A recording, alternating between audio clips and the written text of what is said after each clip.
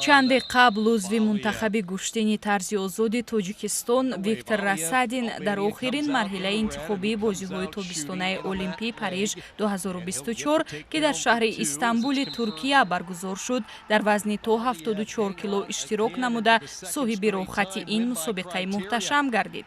ҳамакнун пас аз 12 сол дигарбора кишвари моро Виктор Расадин дар ин мусобиқаи сатҳи баландтарини ҷаҳон бозиҳои олимпӣ дар риштаи гӯштини тарзи озод муаррифӣ мекунад.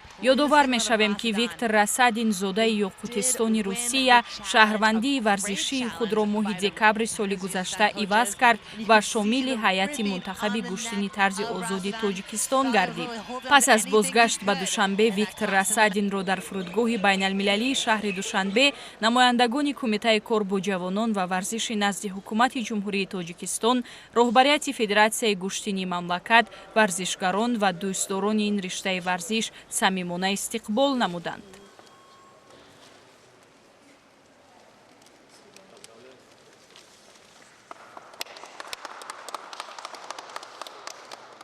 Благодаря совместной работе у меня получилось перейти полгода назад буквально за сборную Таджикистана. Сегодня представляю флаг Таджикистана и, как говорится, успел попасть в последний вагон на Олимпийские игры. Очень рад и будем сейчас еще усерднее готовиться, чтобы добыть золотую олимпийскую медаль для таджикского народа.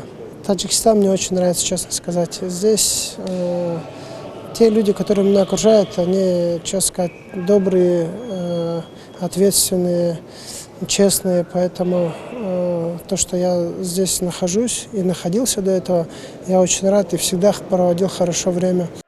қобили қайд аст ки қаблан Расадин дар чемпионати Осиё Бишкек 2024 нишони нуқра ба даст овард. маротибаи охир дар бозиҳои Олимпии Лондон 2012 дар ин намуди варзиш Тоҷикистонро Искандари Рустам намояндагӣ карда буд. Инчунин мо аз ин риштаи варзиш медали олимпӣ дорем. Дар бозиҳои Олимпии Пекин 2008 дар намуди гӯштини тарзи озод паҳлавони номовари тоҷик Юсуф Абдусаломов соҳиби медали нуқра гардида буд. Ин рохати ҳаштуми бозиҳои тобистонаи Олимпии Париж 2024 барои кишвари мо мебошад. қаблан намояндагони риштаҳои бокс, таеквондо ва шиноварӣ аз кишвари мо ҳаққи иштирок дар бозиҳои олимпиро ба даст оварда буданд. Инчунин 6 ҷудокори тоҷик имкони иштирок дар ин мусобиқаи муҳташами фароҷаҳониро доранд. боиси тазаккур аст ки 33-юмин бозиҳои олимпӣ аз 26 июл то 11 августи соли ҷорӣ дар Париж баргузор мешавад.